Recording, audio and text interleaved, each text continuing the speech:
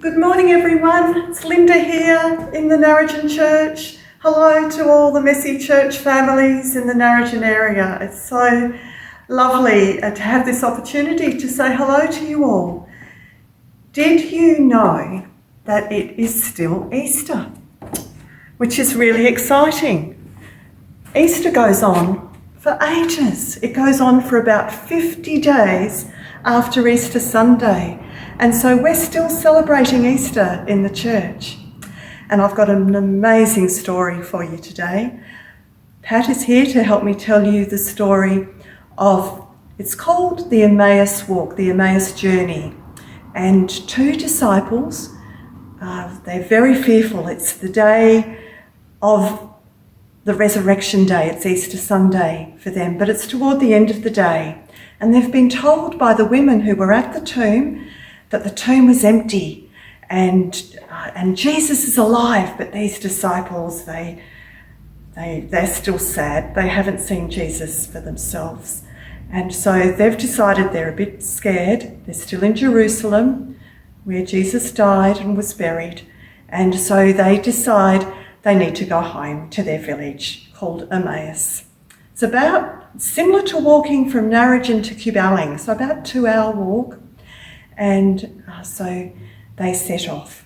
And I've got a lovely way of telling you the story very shortly.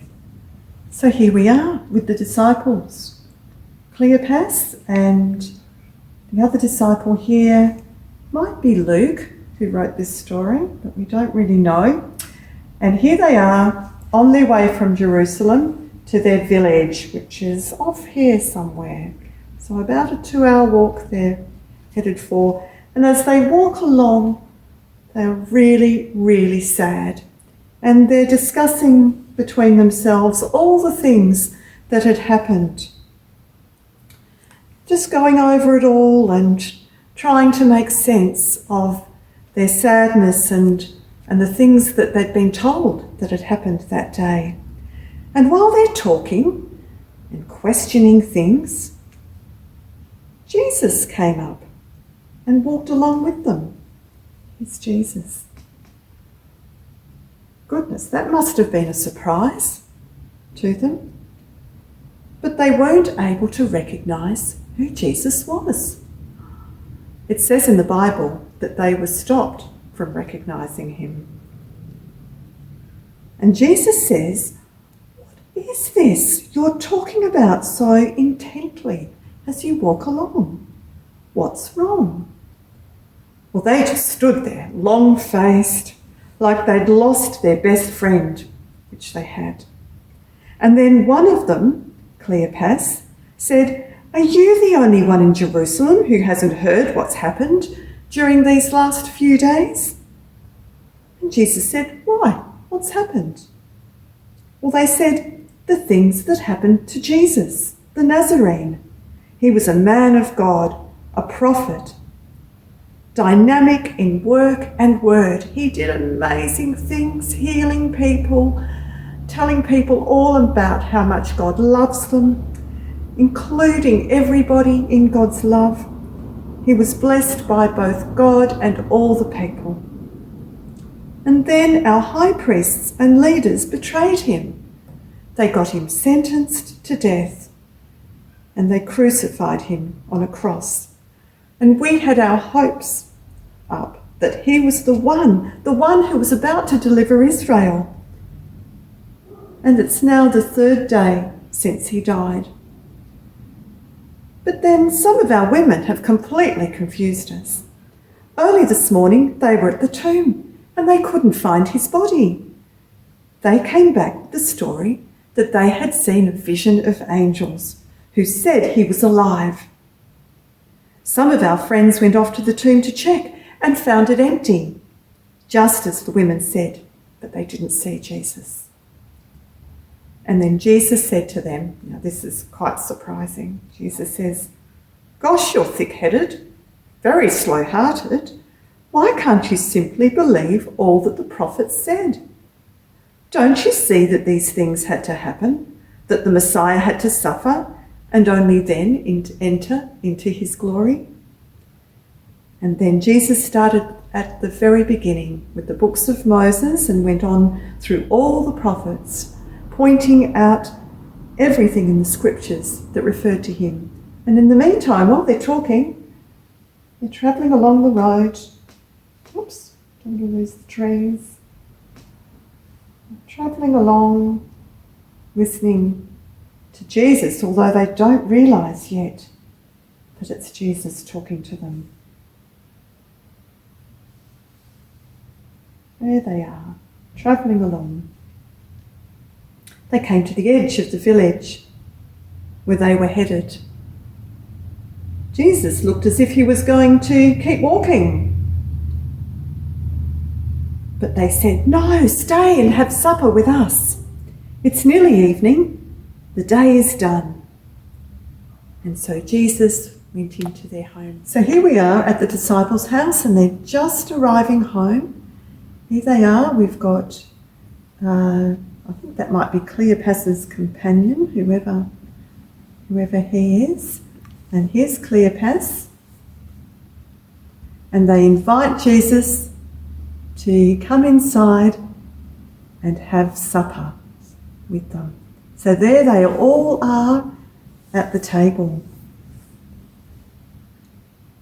And they've got some bread and some wine, because that was the sorts of meals that they often had. Just ordinary, simple things. But the bread and wine remind us, don't they, of when we have communion together and at church.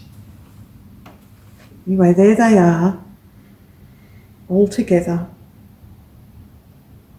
And here is what happened. Instead of the disciples taking charge of the meal, even though they're the hosts, really, but then Jesus takes the bread, blesses it, and he breaks the bread. And the moment that Jesus does that, the eyes of the disciples are opened and they realise that it was Jesus who had been with them all that time. It was Jesus all along. It wasn't until he had blessed and broken the bread that they realised. And the moment that they did realise it was Jesus, the Bible tells us that Jesus disappears, just leaves them.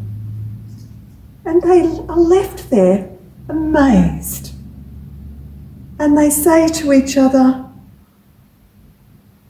well, they talk about, you can just imagine, can you imagine their conversation, all the things that they were talking about? And they said to each other, weren't our hearts burning inside us as Jesus opened up the scriptures to us on the road, even though we didn't realise it was him at the time, but we felt our hearts warming inside, and we, deep down, we must have known it was Jesus. And so do you know what they did next? You're not going to believe this. After walking 2 hours to get there, they decide, we can't keep this good news to ourselves. We've got to go back to Jerusalem. And so they pack up the dinner things and they run back to Jerusalem as fast as they can to tell the disciples all they have seen and heard with Jesus. We're going to sing a song now. This song is called We Are Travellers on a Journey, and the words are perfect for our story today. It talks about hearts burning, eyes are open, we're travellers on a journey of love. And so I'm going to sing it along with help from a man called Pastor A. And he's got a lovely CD out, and this is one of the songs on his CD. So let's sing We Are Travellers on a Journey. You might want to bust out your moves.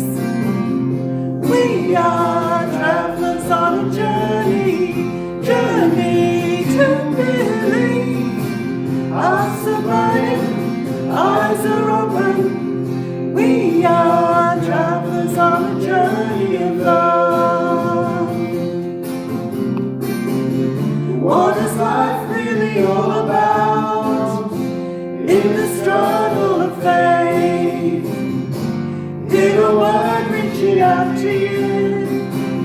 Jesus is alive today. We are travelers on a journey, journey to believe. Hearts are burning, eyes are open. We are travelers on a journey of love. Do we walk in our foolishness? With our hearts ever slow to the touch of the Holy One, who is with us on this road. We are travelers on a journey, journey to believe. Hearts are burning, eyes are open. We are travelers on a journey of love. We are blessed in the gathering, at the table of grace, free to see in another's pain the face of Jesus here today. We are travelers on a journey, journey to believe. Hearts are burning, eyes are open. We are travelers on a journey of love.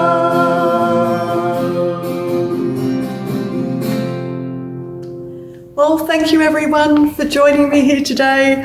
It's been really, really lovely for me. I hope you've enjoyed it too. I miss you all. Can't wait till we're back together again.